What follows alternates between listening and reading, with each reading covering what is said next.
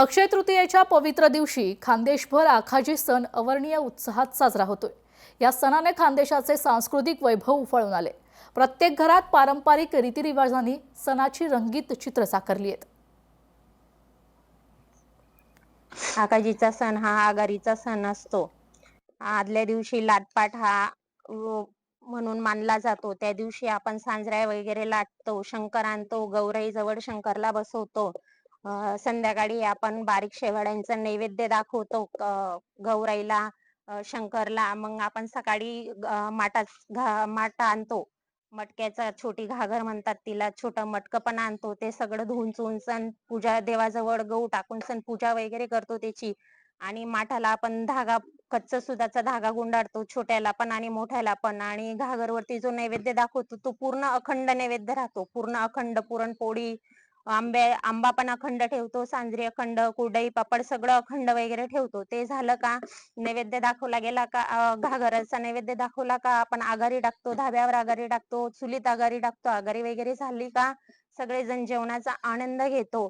या सणाला प्रत्येक महिला म्हणजे ज्या सासरवाशिनी असतात त्या प्रत्येक मुली आपल्या माहेरी येत असतात। आणि खास करून चैत्र पौर्णिमेला आपल्याकडे गौराईचं आगमन होत असतं। पाहुयात पुढील महत्त्वाची बातमी। अखेर हातेरी नदीतील गाळ उपशाला सुरुवात झाली। नाम फाउंडेशन आणि प्रशासनाने हा पुढाकार घेतलाय।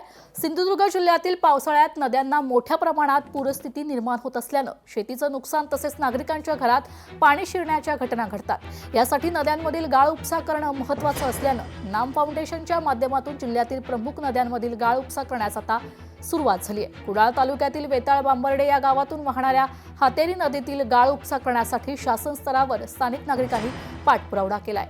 या पाठपुराव्याला यश आलं असून हातेरी नदीतील गाळ उपसा आता सुरू झालाय। सर्व ग्रामस्थ एकत्र येऊन या कामासाठी अतिशय वेगाने गती देत आहेत, हे बघून बरं वाटलं। प्रशासन सुद्धा फार मोठ्या अतिशय वेगाने काम करतंय। त्यांनी आता आपण पाहिलंच नदीपात्रात काम चालू आहे, व्यवस्थितपणे त्यांच्या मशिनरी उभ्या आहेत, त्यांचे ऑपरेटर्स वगैरे सगळं उभे आहेत, सगळं चांगलं काम चालू आहे। आणि आम्हाला आनंद आहे, कदाचित यावर्षी ह्या गाळाचं नियोजन झाल्यानंतर पूरस्थिती थोड्याफार प्रमाणात का होईना पण नियंत्रणात येईल।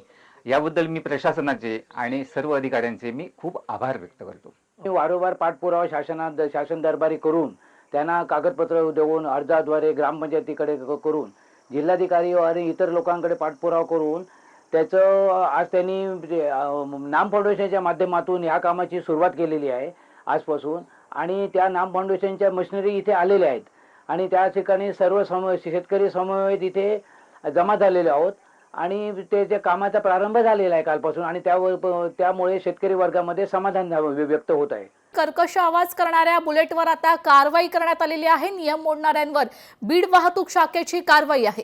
फॅन्सी नंबर प्लेटवर कारवाई करण्यात आली। 15 बुलेटचे सायलेन्सर पोलिसांनी जप्त केलेत।